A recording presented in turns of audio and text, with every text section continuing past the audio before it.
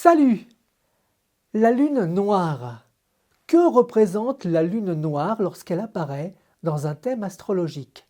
Voilà la réponse que va nous apporter Michel Janton dans le deuxième volet de sa conférence qu'il a donnée en tandem avec Sandrine Montagnier et qui s'intitule Lilith, la toute première femme entre mythe et astrologie. Top! C'est pas la relève, c'est la continuité.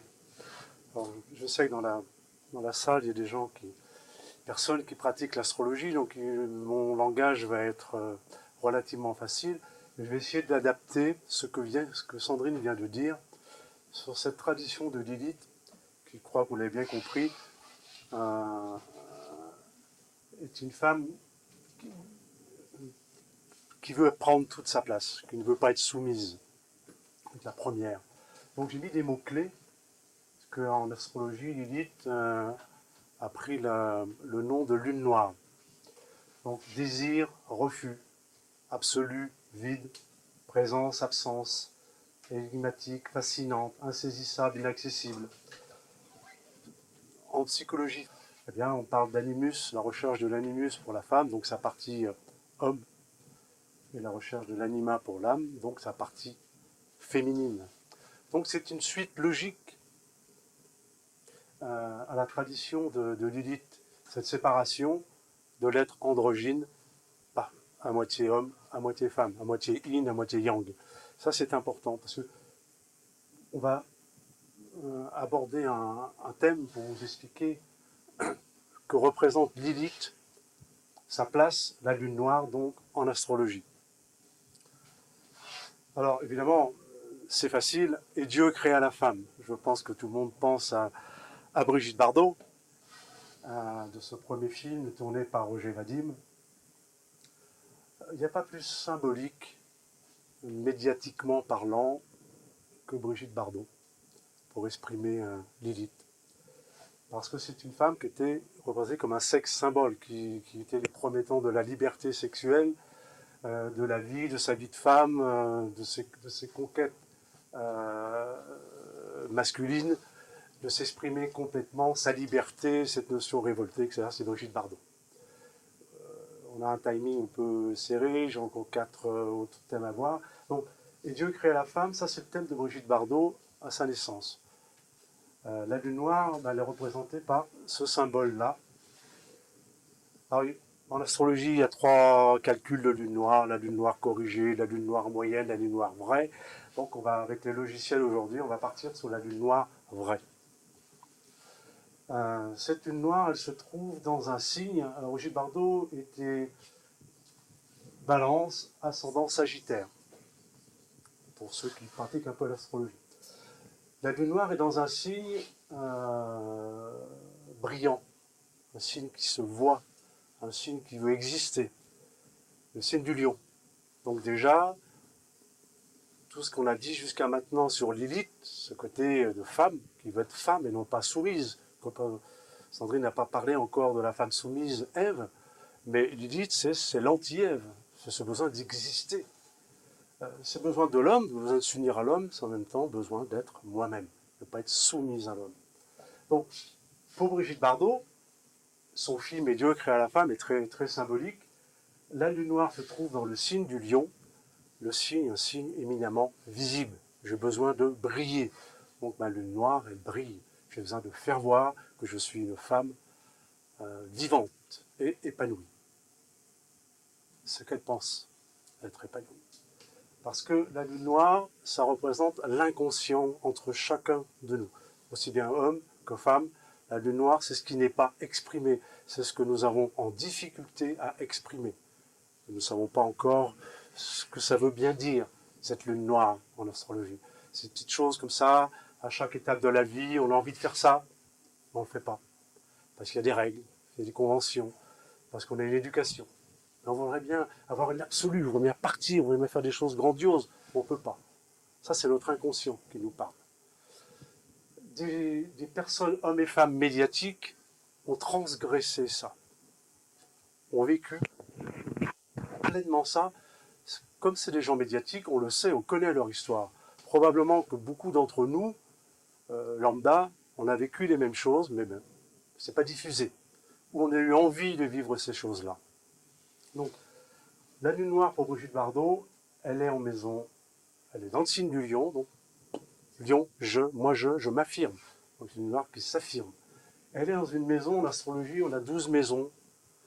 Et elle est dans une maison, c'est les lieux d'existence hein, de notre vie. Elle est dans la maison 8. La maison 8, c'est la maison de la transformation. C'est la maison de l'inconscient, c'est la maison de la mort, c'est la maison de la sexualité. C'est une maison où on s'exprime par tout un ensemble d'éléments non rationnels, irrationnels.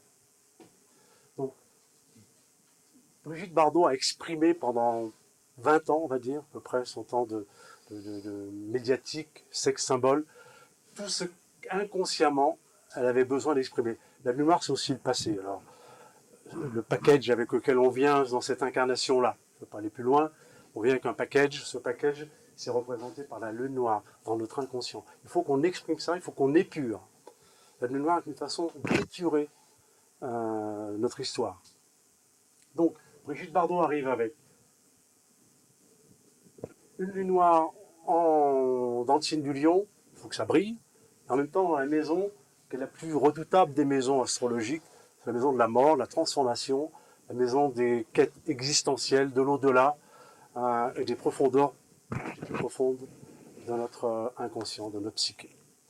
Comment elle l'a exprimé? Elle l'a exprimé parce que c'est une personne médiatique, c'est une personne visible, une personne agréable, féminine, et les hommes s'en sont servis. Les metteurs en scène comme Roger Vadim, Godard et d'autres ont utilisé la sexualité, le sexe symbole, l'image sexe symbole de Brigitte Bardot. Elle l'a bien voulu. Mais c'était inconscient pour elle. Elle, c'est une façon de s'exprimer. Mais elle avait besoin de passer par cette étape-là pour aller à la deuxième étape de sa vie, qui était un combat idéaliste, qui est exprimé par le reste du thème. L'ascendant sagittaire, le soleil en maison 9, soif d'idéal. Simplement, elle avait besoin d'expurger cet inconscient qui était là, ce côté femme, ce côté libéré, ce côté libertaire, ce côté avec beaucoup d'épreuves. Elle n'a jamais été heureuse, clairement. Affectivement, c'est une personne qui a eu un souci important pour exprimer sa propre quête d'amour, cette soif de sentiment. Donc les hommes ont compris que chez elle, cette noire, ce côté magnétique, en maison 8, c'est le magnétisme. Une femme, c'est un sexe symbole, ça attire, ça crée une image. Les hommes, surtout les metteurs en scène, et d'ailleurs, tous les acteurs avec lesquels elle a joué, elle est quasiment tombée amoureuse de tous. Chaque fois qu'il y avait un film, avec un acteur différent, chaque fois, même s'il était en couple avec l'acteur précédent, et bingo. Et ça, c'est la lune noire. C'est de chercher des démons. Parce que la maison 8, c'est des démons. C'est ce côté exprimé tout à l'heure, démoniaque. Or, c'est faux. C'est faux. C'est un besoin d'être soi-même. Et Brigitte Bardot, à travers ce thème-là, pour nous, astrologues, cette position de la lune noire, je ne veux pas faire tout le thème, montre bien cette quête absolue d'aller chercher par le désir, par la provocation, par la sexualité, aller chercher, se vider, se nettoyer de quelque chose. Parce qu'elle avait un autre projet pour sa propre vie, c'est un combat. Quelqu'un de très idéaliste, c'est quelqu'un qui combat pour la défense des animaux et plein d'autres choses. Ça, c'est exprimé en astrologie par cet ascendant-là. Et la maison 9, une quête de spiritualité. C'est-à-dire qu'au-delà de ça, c'est quelqu'un qui allait chercher, qui avait besoin de la spiritualité, mais qui, à mon avis, je regardais toute sa bio, elle l'a trouvé très peu, que par moment. Par contre, elle a tout mis dans sa défense, sa quête et la défense des animaux. Voilà un premier exemple de lune noire. S'il y a des questions sur Brigitte Bardot, comme voilà, on a un timing, donc j'essaie de ne pas aller trop loin, mais bien de faire comprendre par rapport à ce qu'a dit Sandrine sur Lilith, ce qu'en astrologie, Lilith, la lune noire, veut exprimer. Par l'inconscience chez chacun d'entre nous, plus ou moins vécu, et ça c'est à l'astrologue de le définir après. Donc Dieu créa la femme, donc la lune noire incarne ses convictions, ses valeurs, ses mœurs en se moquant de ce qui est jugé convenable. Ça, c'est la lune noire. Elle ne s'est pas composer, elle est effrayante, parce que Jung dénonce ce que Jung donc appelait notre ombre, d'où son association avec ce qui est inaccessible. Donc Brigitte Bardot était quelqu'un d'inaccessible. On m'a donné l'impression qu'elle était accessible, parce que comédienne, parce que contact, etc., quelqu'un d'inaccessible. Parce qu'avec une noirceur, un besoin de nettoyer au fond d'elle-même tout un passé, donc qui venait d'ailleurs un package qui venait d'une vie un petit peu dissolue. On va passer à quelqu'un d'autre, à une femme libre. Et Dieu créa la femme, qui a vécu la lune noire d'une façon bébé. Et là, on va voir une femme, je ne voulais pas la mettre à la conférence, et puis dans un atelier récemment, on a parlé d'elle. C'est une femme avant-gardiste, une femme en avance sur son temps. Libre, féministe, anarchiste, grande voyageuse devant l'éternel, qui a parcouru toute la planète. C'est une femme qui écrivain, comme on veut aujourd'hui, on féminise. C'est une femme qui était en quête d'absolu. C'est une femme qui refusait les enfants, qui n'a pas voulu être mère, qui a été mariée, mais c'était plus un ami avec lequel elle s'est mariée, un mécène. Et c'est une femme qui a vécu à la fin du 19e siècle. Imaginez à la fin du 19e siècle. Hein, libre, moi je pars, je prends mes valises, je tourne le dos. Elle a quitté son mari pendant 18 mois avant de revenir. Enfin, j'en passe à les meilleurs. Donc cette femme s'appelait Alexandra David Néel. Et oui, se trouve sa lune noire, puisque chez Brigitte Bardot, on l'avait en maison 8, c'est-à-dire la maison de la transformation, de la profondeur de l'inconscient. Chez Alexandra David Néel, elle se trouve, la vraie, il y en a deux, bon, elles sont ensemble, donc on va regarder la moyenne. Elle se trouve dans un signe, ça s'appelle le signe du Verseau. C'est le signe de la liberté. Le besoin d'être libre. En plus, dans le même signe, vous avez la lune, elle, qui représente la femme, qui représente donc Alexandra David est aussi également dans le signe de la liberté. On a déjà là une femme affranchie de tout. Je m'affranchis de tout. Elle était chanteuse, hein, elle était une chanteuse lyrique reconnue, hein, les premiers temps. Elle a été élevée comme Brigitte Bardot, dans une famille éducation religieuse très très stricte. Donc normalement, on aurait dû se marier, avoir des enfants, oui, à la maison, faire à manger pour le mari, tout va bien. Non, non, pas Brigitte Bardot, ni Alexandra David Néel. Parce que cette composition astrale nous dit que son inconscient, parce qu'il y a d'autres aspects du thème, il y a Uranus en maison 10, enfin, qui montre tout cet aspect liberté. Évidemment, hein, l'astrologue hoche la tête. J'essaye de pas trop aller loin et de rester sur la lune noire. C'est ce besoin absolu de ne pas fonder de famille, de ne pas avoir d'enfants, parce que la lune noire est limite à la maison 5, la maison des enfants, le refus d'avoir des enfants. Ça, c'est symptomatique dans les thèmes. Une lune noire en maison 5, souvent, quand c'est une femme, voire un homme, c'est le refus d'avoir des enfants. Le refus ou les difficultés. Pardon? Le refus ou les difficultés. Pardon? Le refus ou les difficultés pour arriver en accord. Oui, mais souvent, si on creuse, il y a inconsciemment un refus. Ce refus, il n'y a pas de hasard dans un thème astrologique. Hein. Ce refus, c'est pour vivre autre chose. Donc si je veux pas d'enfant, c'est parce que je veux vivre ma vie de femme libre. Elle a voyagé, elle a fait tous les pays de la planète, elle a vécu de nombreuses années au Tibet, dans une lamasserie. C'est quelqu'un qui recherchait un idéal spirituel. C'est une grande mystique. D'ailleurs, tous ses livres, ses écrits, ses paroles montrent que c'est quelqu'un qui cherchait, qui avait une quête d'absolu. Donc pour ça, pas de famille, pas d'enfant, je veux ma liberté. Elle a été mariée avec Philippe Néel, son mari, qui était un mécène. Ils n'ont pas eu d'enfants, ils vivaient chacun leur vie, ils n'étaient jamais ensemble. Ça, par contre, ils écrivaient beaucoup, ils s'écrivaient beaucoup. C'était un couple d'amis, plus qu'un couple au sens littéral du terme. Donc, c'est une femme également qui était épris de liberté, épris d'espace, elle était franc-maçon, elle était théosophe, elle était anarchiste. Ouais. J'ai touché à tout, partout où je veux ma liberté, où je veux contredire les grands principes de l'époque. Des principes très rigoureux.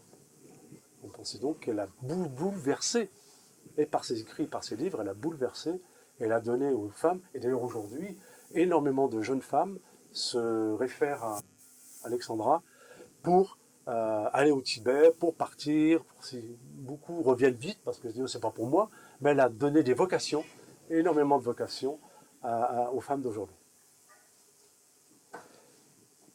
Donc elle avait une quête mystique, et elle raconte, c'est très lune noire ce que je vais vous dire, elle raconte, parce qu'elle reçoit beaucoup de courriers, elle est morte à 101 ans quand même, à Digne-les-Bains, donc elle recevait beaucoup de courriers. Et un jour elle reçoit un courrier d'une dame, écoutez Madame Néel, vous qui faites des miracles, je suis paralysé, faites quelque chose pour moi. Alors, elle lui répond, chère madame, je ne fais pas de miracle. Aller voir un médecin, ou aller à Lourdes, etc., etc. Elle renvoie la lettre à cette personne. Quelques temps après, hop, elle reçoit une nouvelle lettre de cette personne. Elle me dit, Madame Nel, écoutez, il faut que je vous dise, quand j'ai pris votre lettre, j'ai marché. Je me suis mis à marcher. Ah, il n'y avait pas le téléphone. Hein, donc. Elle lui écrit à nouveau, écoutez, Madame, c'est merveilleux. Alors la dame lui dit, mais faites pareil pour vous, parce qu'elle était truffée de rhumatisme, Alexandra Néel. Mais faites ça. Donc la dame qui était guérie dit, mais faites ça pour vous. Elle lui répond, mais madame, je ne peux pas, parce que moi, je n'ai pas la foi. Ça, c'est très lune noire. C'est-à-dire, je vais passer ma vie à avoir une quête de l'absolu mystique, aller chercher, il a quand même vécu des années seul dans des monastères tibétains. C'est là où je disais que j'ai ma connexion avec Dieu, c'est là où je suis moi-même, alors qu'elle a fait parcouru des milliers de kilomètres sur la planète. Elle écrit à la fin de sa vie une dame qui dit, mais faites pareil pour vous, mais moi j'ai pas la foi. C'est très lune noire. C'est prendre le contre-pied de ce qu'elle voulait dire dans tous ses écrits, ses livres. La foi, elle l'a rencontrée, Dieu l'a rencontrée là-haut, au Tibet, par sa fusion avec Dieu. On retrouve le yin et le yang. Dans le temps, eh bien, cette lune noire, elle l'a vécue d'une façon. Elle a simplement adopté un jeune lama qui avait 14 ans. Il l'a accompagné, qui est décédé avant elle d'ailleurs, mais qui était plus un ami là aussi. Elle lui enseignait quand même pas mal. Lui enseignait pas mal de choses, et elle aussi. C'est plus un accompagnant, si vous voulez, un ami. Voilà pour Alexandra. On passe dans la lune noire.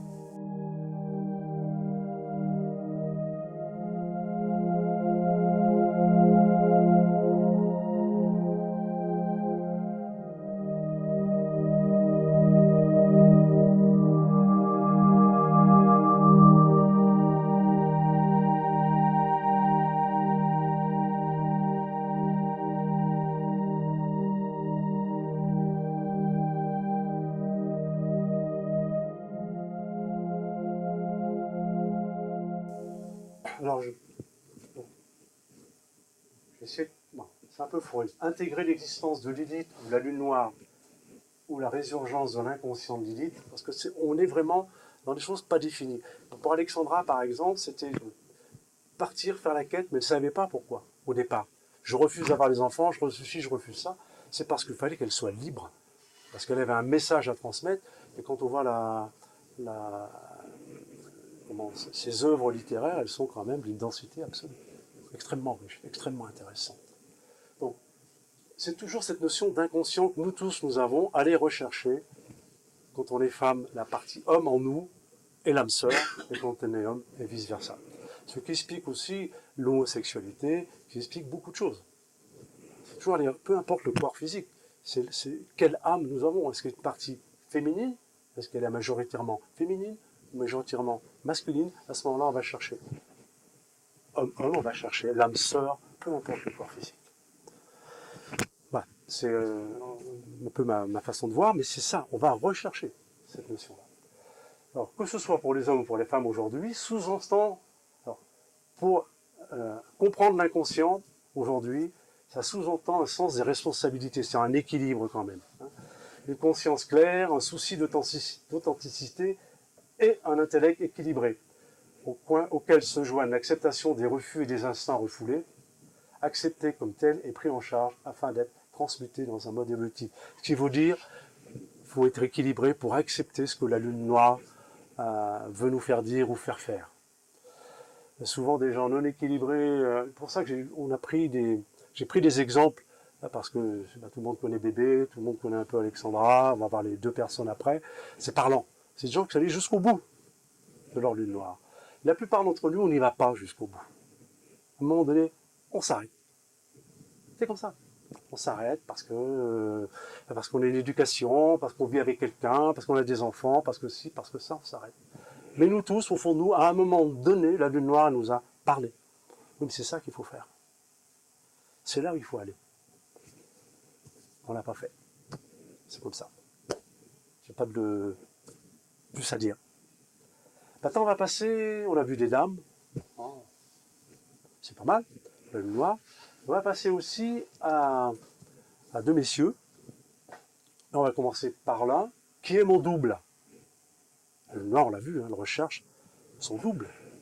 L'autre partie d'Adam, celle qu'on a coupée au milieu.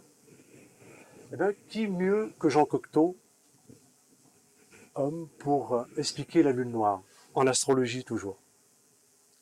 Alors déjà, pour les astrologues, on a quelqu'un de très narcissique. Hein.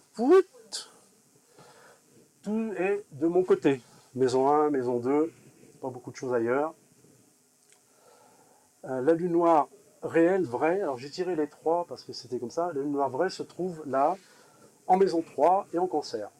Alors, le signe du cancer, c'est un signe réceptif, créatif. C'est le signe le plus productif en termes de... On a beaucoup de poètes, on a beaucoup d'écrivains, beaucoup de lettrés qui sont du signe du cancer, parce que des gens qui ont un imaginaire très riche, très fort. C'est le signe qui a le plus grand imaginaire. Et le signe du cancer a un jardin secret qui est très très très difficile, même pour les plus proches, d'accéder. Donc, cette lune noire, là, en cancer, chez Cocteau, va lui le pousser à aller chercher le maximum de choses en créativité. C'était un peintre, un écrivain, un sculpteur, j'en passe et des meilleurs.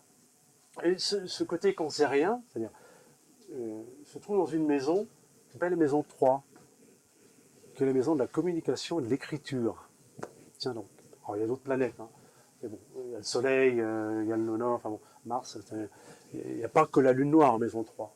Mais elle est vraie, c'est son champ d'expression. Donc, on peut dire, qui est mon double? Parce que j'ai besoin.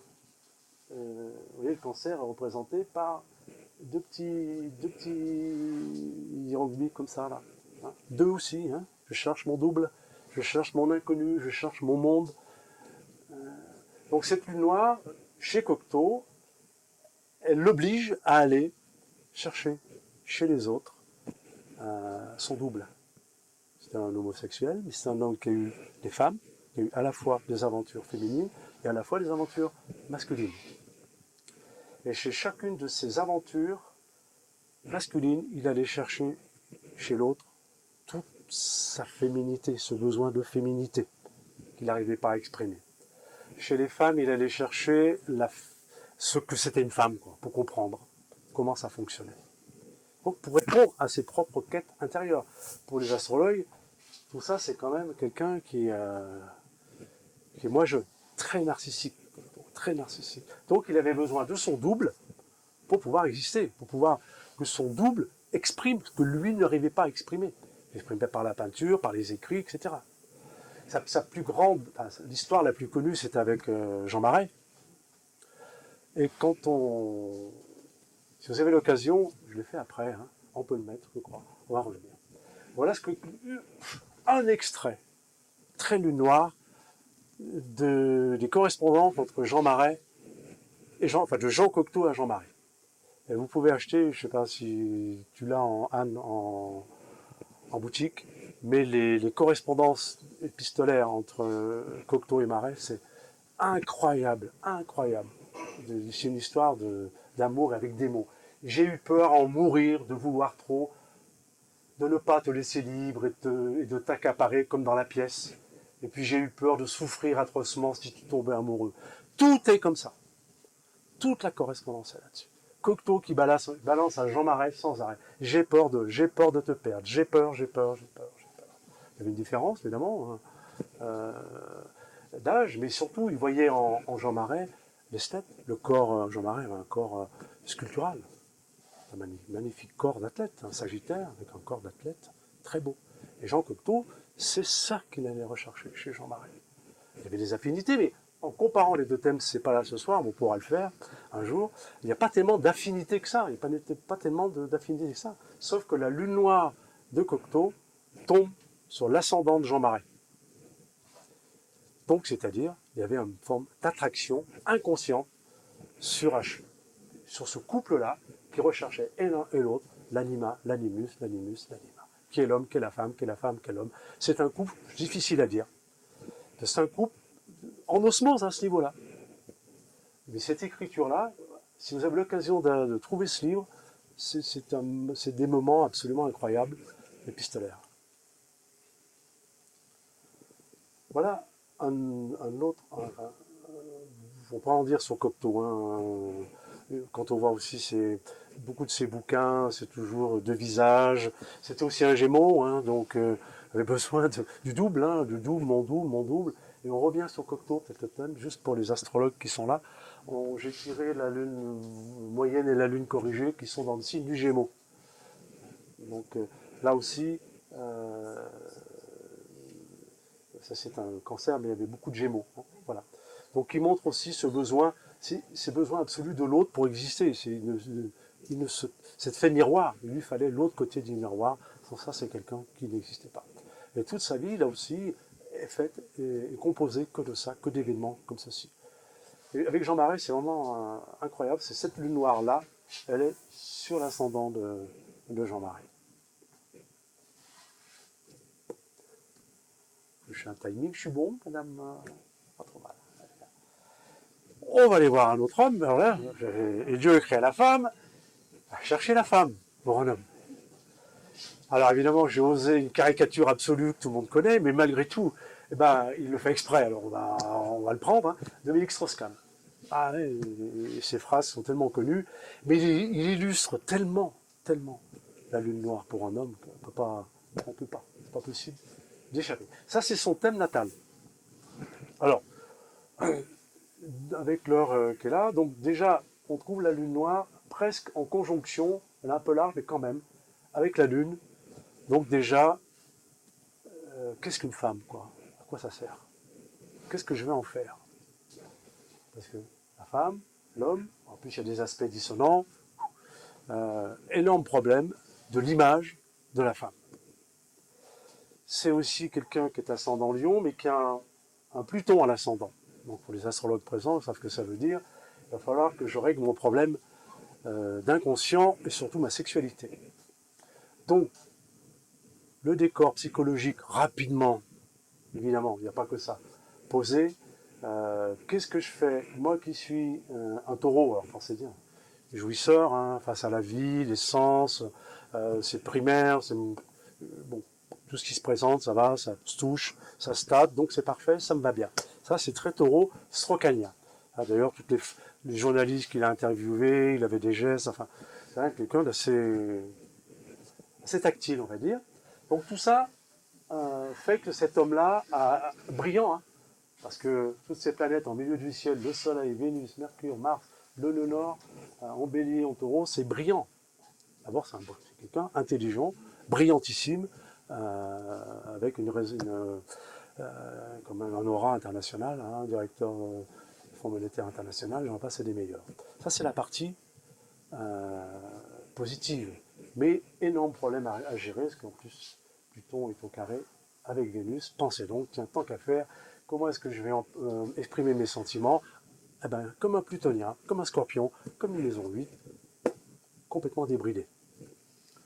Donc c'est son thème, il a en plus, ces deux aspects-là sont dans la maison 9, qui est aussi la maison de l'étranger.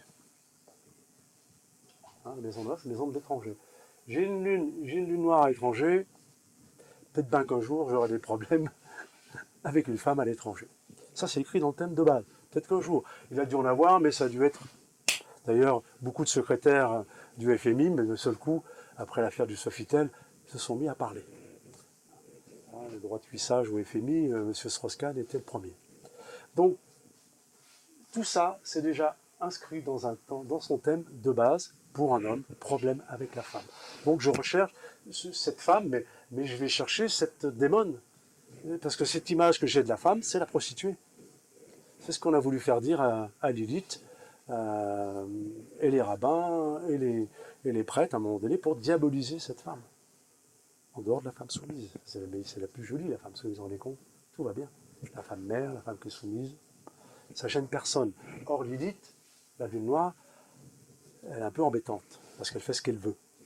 Elle décide. Bien qu'elle a besoin d'un homme, besoin d'un couple, elle a besoin de vivre aussi normalement. C'est pas ça qu'on veut dire. C'est qu'elle a besoin d'exister d'une façon égalitaire. Donc chez Strauss-Kahn, c'est pas le cas. C'est l'objet. Oui. Je prends, je consomme, je jette. Toutes les femmes qui n'ont pas traversé sa vie, la seule 20 ans avec Anne Sinclair, bon, quand elle a compris qu'elle était son bonhomme, elle a fermé les yeux, etc. À un moment donné, c'est plus possible. Donc, voilà le thème de Dominique Strauss-Kahn, posé.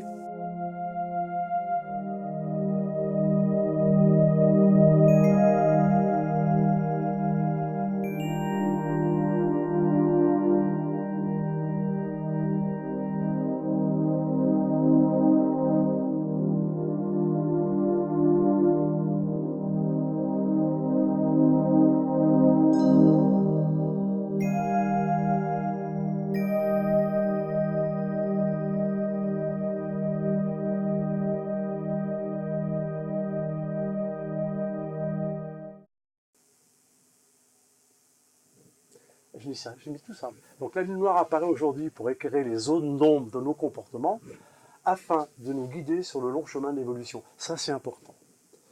Soit on accepte philosophiquement qu'on a une trajectoire, qu'on meurt avec un but d'évolution.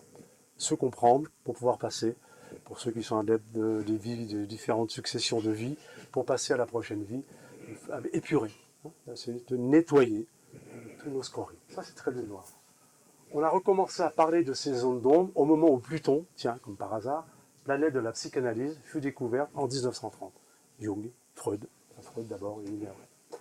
Donc Pluton vise à détruire tout ce qui nuit à l'authenticité de l'être. C'est un peu lune noire, Pluton, hein, on est très voisins. Pluton, lui, sait ce qu'il veut, il nous impose des choses. La lune noire, elle, s'autogère jusqu'à l'accomplissement de la sentence. On va jusqu'au bout. Donc, sous les apparences immorales, en fonction des tabous, si on a parlé d'apparences immorales, fonction des tabous, il s'applique à faire émerger nos fantasmes et nos instincts refoulés pour nous permettre de les transmuter. J'espère que Dominique Strauss-Kahn a transmuté ses instincts, plus refoulés, lui, carrément ils étaient vécus, donc j'espère qu'il les a transcendés et que sa deuxième fin de vie sera passée à comprendre, à se comprendre lui-même. La lune noire, elle, s'autogère jusqu'à l'accomplissement de la sentence. Elle ne fait pas de cadeau. Là où elle est, elle ne fait pas de cadeau. Et on va le voir en événementiel. Trahi par l'élite. Toujours Dominique Strauss-Kahn. Trahi par l'élite. Donc c'est l'ARS de Dominique Strauss-Kahn. Je ne sais plus, on n'a pas mis, on a enlevé les codes. Pardon. La révolution solaire, voilà. C'est-à-dire le thème astral de date anniversaire à date anniversaire de Dominique Strauss-Kahn pour l'année du Sofitel. Voilà. Donc on voit le thème natal, cette Lilith à l'étranger, etc. On va la remettre là, on va la repositionner ici. On a un Pluton, je vais arriver vite, on a un Pluton en maison 9.